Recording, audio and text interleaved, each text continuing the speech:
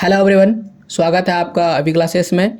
और विश्व के विभिन्न देशों का अध्ययन हम लोग कर रहे थे और आज हम मलेशिया देश के बारे में समझेंगे।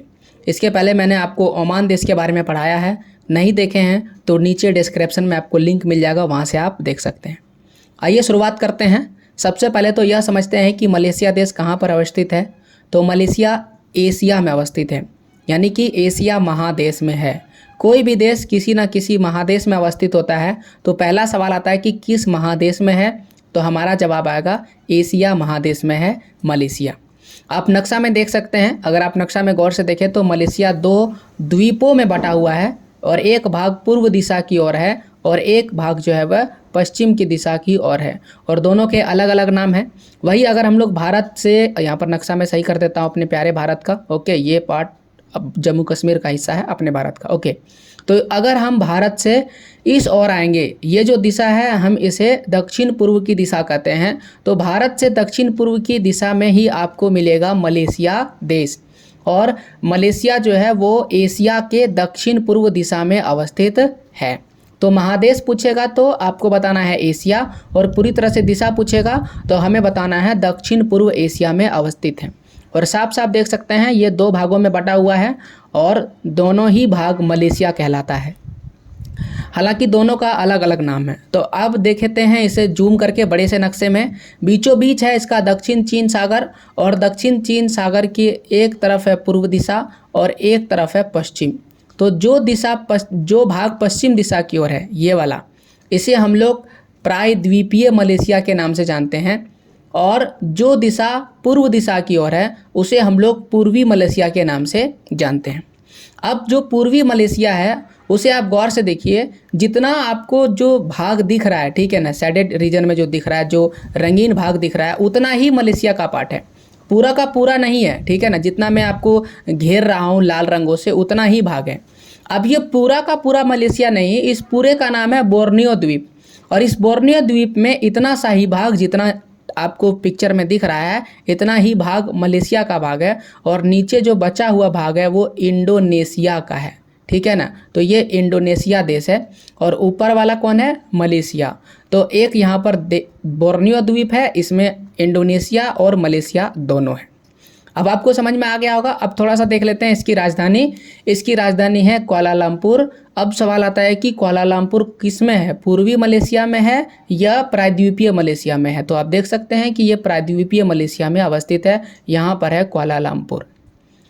अब इसे शॉर्ट में लिख देते हैं। सबसे पहले तो मलेशिया कहाँ पर है, मलेशिया है एशिया में, और एशिया में कौन सा, दक्षिण पूर्व एशिया, ठीक है, दक्षिण पूर्व एशिया हमें लिखना है। और ये राजधानी इसका क्या है, कुआलालंपुर है।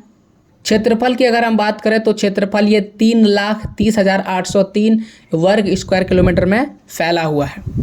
सबसे बड़ा शहर कौन सा है, सबसे बड़ा शहर है कुआलालंपुर, और कुआलालंपुर ही इस देश का राजधानी है। मुद्रा की अगर हम बात करें तो मलेशियन रिगिट इस देश की मुद्रा है, मलेशियाई रिगिट भी हम लोग हिंदी में कहते हैं। आधिकारिक भाषा, ऑफिशियल लैंग्वेज, यानी वहाँ पर जितने भी कागजी कागजात होते हैं, कागजी जो ऑफिशियल जो वर्क होते हैं, उसमें कौन सी भाषा का प्रयोग किया जाता है, तो मलय लैंग्वेज का प्रयोग किया जाता है, मलय भाषा का प्रयोग होता है। ये है उस देश की मुद्रा, जैसा कि आप स्क्रीन में देख सकते हैं। कागज एवं सिक्के के नोट चलते हैं, और मुद्रा को हम लोग करेंसी कहते हैं, याद रखिएगा।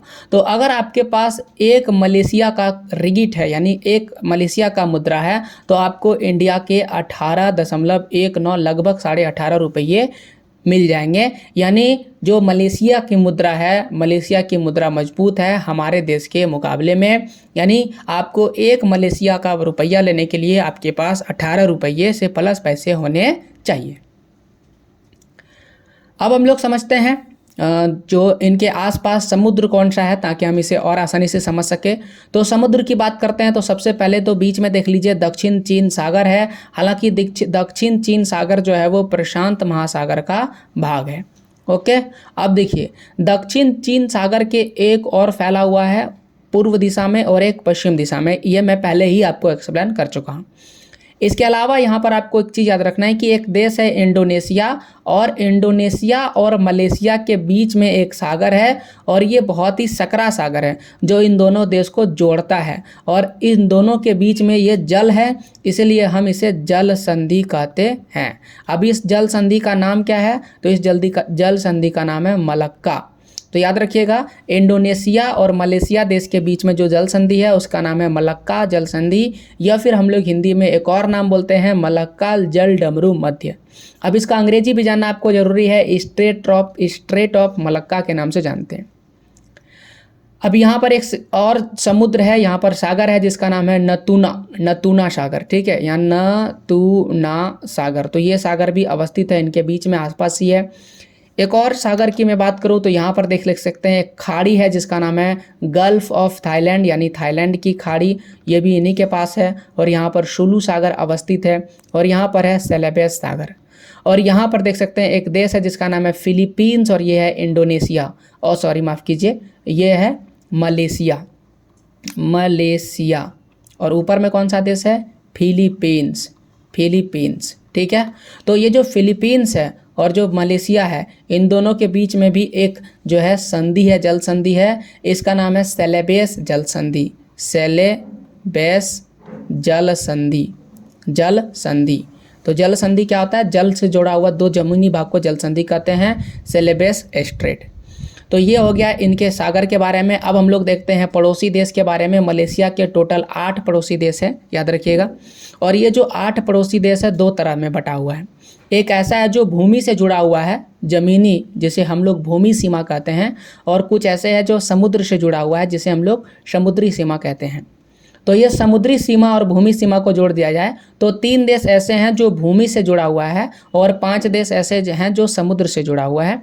आइए अब आपको नक्शा में दिखाते हैं कि वो 3 और 5 देश कौन सा है। तो सबसे पहले हम लोग भूमि सीमा वाला देखते हैं, ब्रुनई। तो यहाँ पर आप देख सकते हैं छोटा सा देश है पूर्वी मलेशिया के पास जिसका नाम है ब्रुनई।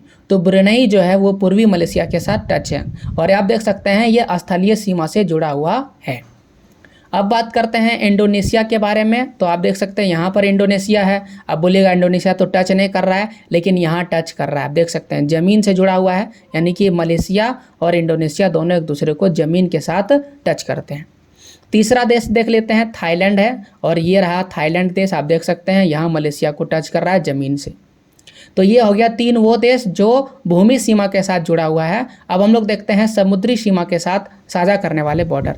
तो सबसे पहले तो कंबोडिया लिखे हैं। ये जो देश यहाँ पर दिख रहा है ये है कंबोडिया, ठीक है। आगे जब नक्शा मिलेगा तो आपको पूरा दिखा देंगे। ये देश कंबोडिया है।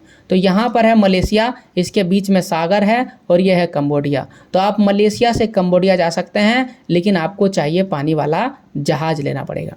ओके, अब देखिए दूसरा फिलीपींस। तो ये रहा फिलीपींस। तो आप मलेशिया से फिलीपींस भी जा सकते हैं, लेकिन आपको चाहिए पानी वाला जहाज़। क्यों? क्योंकि ये समुद्री सीमा के साथ जुड़ा हुआ है। इसके बाद सिंगापुर भी जा सकते हैं। तो सिंगापुर यहाँ पर यह पास में, आगे आपको कहानी में समझ में आएगा, सिंगापुर भी साथ ही जुड़ा हुआ है समुद्री से। छोटा सा देश है, बिल्कुल छोटा सा। इसके बाद आता है ताइवान। ताइवान की बात करें तो इस दिशा में आगे चलिएगा तो चाइना के पास में आपको ताइवान देखने को मिलेगा। हालांकि यहाँ पर इसमें नहीं है नक्शा में, लेकिन ताइवान भी आप जा सकते हैं मलेशिया से सीधे इस रेखा दिशा में चलिएगा तो। अब एक और देश है वियतनाम। वियतनाम पास में ही आप देख सकते हैं, यहाँ पर वियतनाम है। वियतनाम भी आप मलेशिया से जा सकते हैं। तो इस प्रकार से कुल जो है 8 पड़ोसी देश हैं, जिसमें 5 आप समुद्री सीमा के साथ जा सकते हैं, कुछ बहुत पास है और कुछ बहुत दूर है, और 3 समुद्री सीमा नहीं बल्कि भूमि सीमा के साथ जुड़ा हुआ है। वो 3 आपको जरूर याद रखना है। पहला है इंडोनेशिया, दूसरा है ब्रुनई, और तीसरा है थाईलैंड। ये ज़मीनी सीमा के साथ जुड़े हुए हैं। अब हम लोग देखते हैं आबादी के बारे में। तो आबादी इसकी 3.35 करोड़ के आसपास है, और 2021 की जनगणना के अनुसार इतनी जनसंख्या इनके पास है। अब ये जो आबादी है ये कई सारे धर्मों में बटे हुए हैं, अलग अलग धर्म के लोग यहाँ पर रहते हैं। जैसे कि यहाँ पर मुस्लिम जनसंख्या ज़्यादा है, 61.3% लगभग यहाँ पर मुस्लिम निवास करते हैं। इसके बाद 19.8% यहाँ बुद्ध निवास करते हैं। बौद्ध धर्म को पालने वाले जो है यहाँ पर रहते हैं। बौद्ध कुछ इस प्रकार से लिखाता है, बौद्ध धर्म। मुस्लिम धर्म या इस्लाम धर्म कहते हैं, मुस्लिम धर्म तो नहीं होता है, इस्लाम धर्म होता है, ठीक है, इस्लाम धर्म। इसके अलावा यहाँ पर जो है क्रिश्चियन, जिसे हम लोग ईसाई कहते हैं, ईसाई धर्म के मानने वाले भी रहते हैं, जिनका प्रतिशत 9.2% के आसपास है। और यहाँ पर हिंदू भी रहते हैं, 6.3% हिंदू रहते हैं। तो ये कौन सा है, ये मलेशिया देश के बारे में है। क्या है ये, आबादी और वहाँ पर बटे हुए धर्म के लोग। अब जरा देख लेते हैं कि मलेशिया की आबादी किस प्रकार से बटी हुई है। मलेशिया की आबादी जो है असमान रूप से वितरण है, असमान रूप से बटा हुआ है। अब ये असमान रूप से बटा हुआ का क्या मतलब है? असमान का मतलब यह है कि जहाँ पर ज़मीन ज़्यादा है, जैसे ये देखिए यहाँ 60% ज़मीन है, यानी 60% भूभाग है, यहाँ पर लोग रहते हैं महज 20%।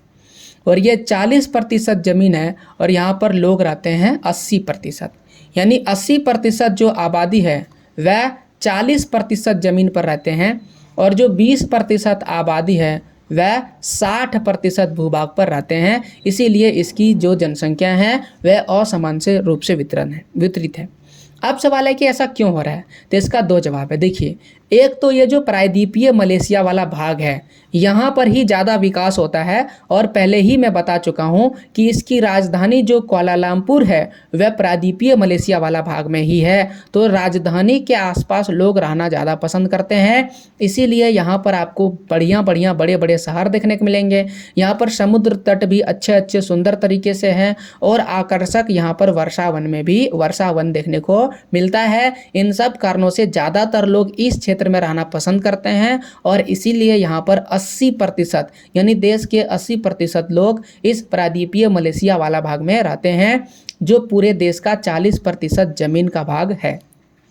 वहीं जो ये वाला भाग है बिल्कुल ऊबड़ खाबड़ जमीन है, हरे भरे जंगल देखने को मिलते हैं, यहाँ पर भी आपको वन एवं वन्य जीव देखने को मिलते हैं, लेकिन यहाँ पर उतना ज़्यादा विकास नहीं है। यहाँ पर उतने बड़े बड़े आपको शहर देखने को नहीं मिलेगा, और जहाँ शहर नहीं है वहाँ कम सुविधाएं देखने को मिलती है, इसलिए ज़्यादातर लोग यहाँ रहना पसंद नहीं करते हैं। यहाँ पर महज 60% लोग ही निवास करते हैं। अब थोड़ा मलेशिया का इतिहास का जानकारी लेते हैं, थोड़ा ऐतिहासिक दर्शन करते हैं। तो मलेशिया जो है इतिहास के देखा जाए तो इतिहास में मलेशिया नाम का कोई भी देश दुनिया में नहीं था। तो क्या था, यहाँ पर छोटे छोटे साम्राज्य हुआ करते थे। तो अगर आप भारत का थोड़ा सा राजनीति या इतिहास पढ़े होंगे तो भारत में भी 500 से प्लस क्या हुआ करते थे, यहाँ पर राज्य हुआ करते थे, देश माने साम्राज्य हुआ करते थे, राजा हुआ करते थे, रजवाड़े हुआ करते थे। ओके, उसी प्रकार से यहाँ पर भी छोटे छोटे साम्राज्य हुआ करते थे। कहाँ पर? मलेशिया में। यानी मलेशिया नाम का कोई भी देश नहीं था। फिर इसमें थोड़े थोड़े ऐतिहासिक परिवर्तन हुए, कई सारे यहाँ पर घटनाएं घटी। उनमें से कुछ प्रमुख घटनाएं हम आपके लिए चर्चा करते हैं। सबसे पहले तो देखिए, मलेशिया नाम का कोई भी देश नहीं था, सभी छोटे छोटे साम्राज्य में बटे हुए थे। फिर यहाँ पर एक नया समय आया 1826, और 1826 में यहाँ पर अंग्रेज आए, यानी ब्रिटिश आए, और उन्होंने इन कई सारे साम्राज्य को क्या कर लिया, जीत लिया। ठीक है, और जीत कर अपने कब्जे में कर लिया, जैसा कि अंग्रेज पूरी दुनिया में करते आ रहे थे। फिर समय बदलता है और समय 1895 का आता है। इसमें से 4 मुख्य राज्यों को छोड़ करके जितना भी था वह फेडरेट मलाई स्टेट बना दिए, यानी सबको छोड़ दिया और जितना भी था सबको मिला करके बना दिया फेडरेट मलाई स्टेट। ये कब बना? 1895 में। फिर टाइम बदला 1942 से 45, और दुनिया में द्वितीय विश्व युद्ध शुरू हो गया। और द्वितीय विश्व युद्ध के समय जब प्रारंभ हो गया तो इस पूरे क्षेत्र पर जापान ने कब्जा कर लिया, यानी कि अब ब्रिटिश हट चुका है और कब्जा किसके हाथ में आ चुका है? जापान के हाथ में आ चुका है। अब द्वितीय विश्व युद्ध जब समाप्त होता है 1948 में, तो हम सभी जानते हैं कि 1948 में जब युद्ध समाप्त होता है तो जापान के 2 शहर हिरोशिमा और नागासाकी पर बम गिराए जाते हैं अमेरिका के द्वारा। तो जापान तो पूरी तरह से कमज़ोर हो चुका था, इसलिए जापान ने मलेशिया के सभी क्षेत्रों को छोड़ दिया। और फिर 1948 में ब्रिटेन फिर से आ गया और उन्होंने इस क्षेत्र को अपने कब्जे में ले लिया।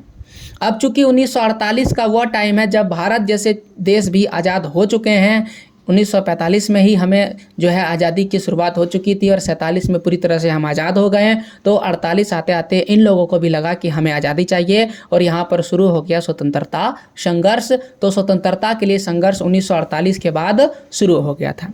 1957 आते आते इन्हें पूरी तरह से आज़ादी मिल गई थी। किससे? ब्रिटेन से। तो 1957 में फेडरेशन ऑफ मलाया को आज़ादी मिल गया और यहाँ पर तुंकू अब्दुल रहमान जो है इस क्षेत्र के प्रधानमंत्री बन गए आज़ादी मिलने के बाद।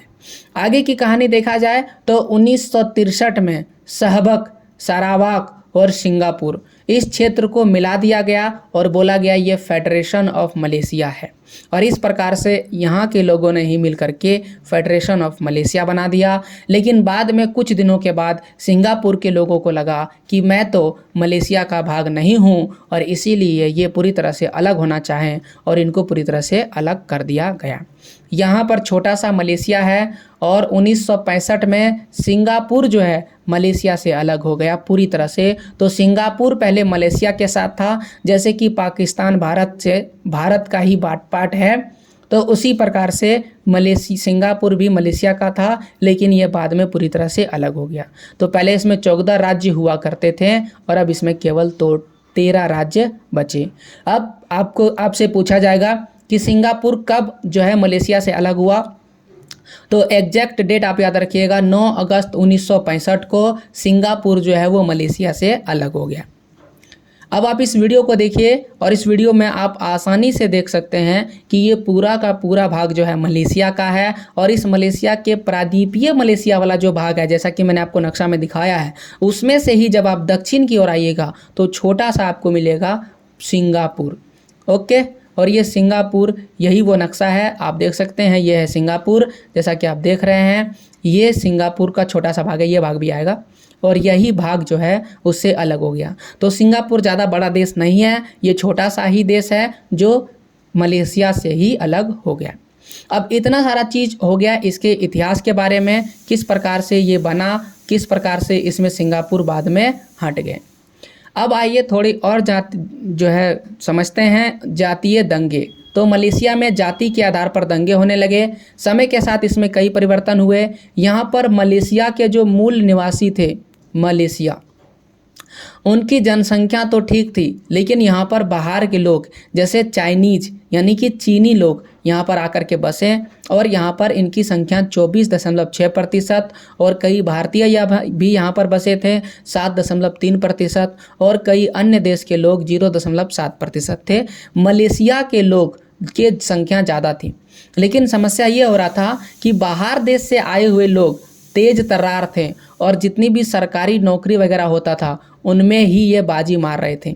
इसीलिए यहाँ पर क्या हुआ, इनके बीच में लड़ाई होना शुरू हो गया मलेशिया के लोग और बाकी अन्य देश से आए हुए लोगों के बीच में, क्योंकि मलेशिया लोगों को नौकरी नहीं मिल रहा था। ये दिन प्रतिदिन गरीब होते जा रहे थे, इनके पास पैसे नहीं थे, धन नहीं थे। इनके पास जितने धन थे उनसे कहीं अधिक धन इन लोगों के पास थे जो बाहर से आए थे।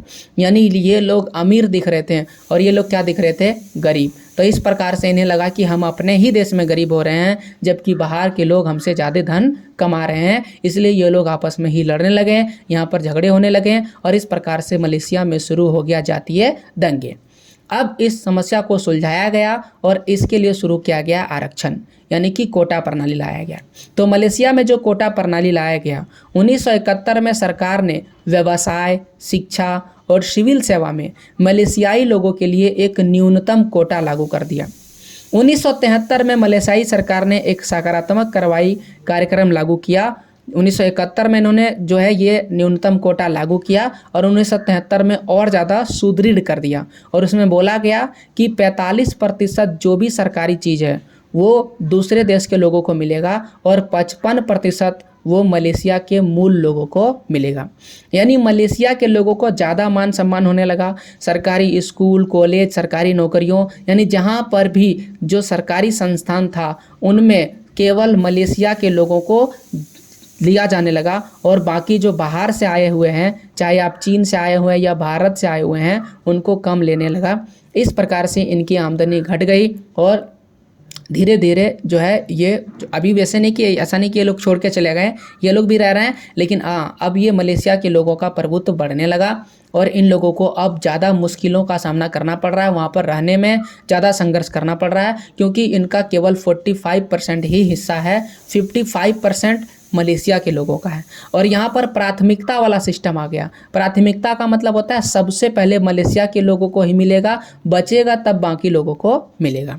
तो ये आरक्षण यहाँ पर लागू किया गया, जिससे बाकी बाहर के लोगों को समस्या तो आया, लेकिन मलेशिया के मूल लोगों को ज़्यादा फायदा हुआ। अब हम लोग आसियान का जन्म के बारे में समझते हैं। आसियान के जन्म में जो मलाया है, मलाया संघ बोलिए या मलेशिया देश का महत्वपूर्ण योगदान है, यानी कि शुरुआत में ही ये इनसे जुड़े हुए हैं। ठीक है, तो जब गठन हुआ था तभी इन्होंने मिल के ही गठन किया, इसलिए आपको जानना पड़ेगा। 31 जुलाई 1961 को इन्होंने सबसे पहले association of south east Asia बनाया, ASA, और इसी को आगे चल के ASEAN बना दिया, यानी आसियान। तो आसियान का गठन कब हुआ था? 8 अगस्त 1967 को। आसियान में कौन कौन से देश आते हैं? 5 देश आते हैं, इंडोनेशिया, मलेशिया, फिलीपींस, सिंगापुर और थाईलैंड। तो आप देख सकते हैं मलेशिया भी इस देश का भाग है। तो 8 अगस्त 1967 को जो आसियान बना था उसका भाग मलेशिया भी है। तो आपको याद रखना है मलेशिया आसियान का देश है और प्लस ये गठन देश है, माने इन्होंने ये बनाने वाला देश में आते हैं।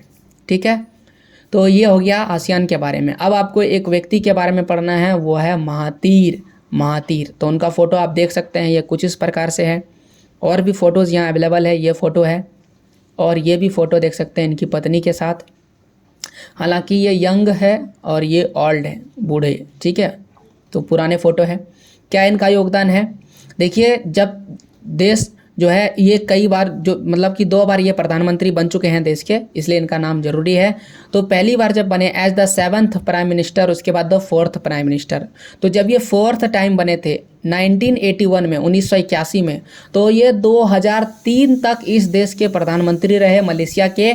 इसके बाद फिर से ये 2018 में बने और फिर 2020 तक प्रधानमंत्री के पद में रहे। तो इनका बहुत बड़ा योगदान है मलेशिया में, जो भी कई सारे काम हुए इनके अंडर में।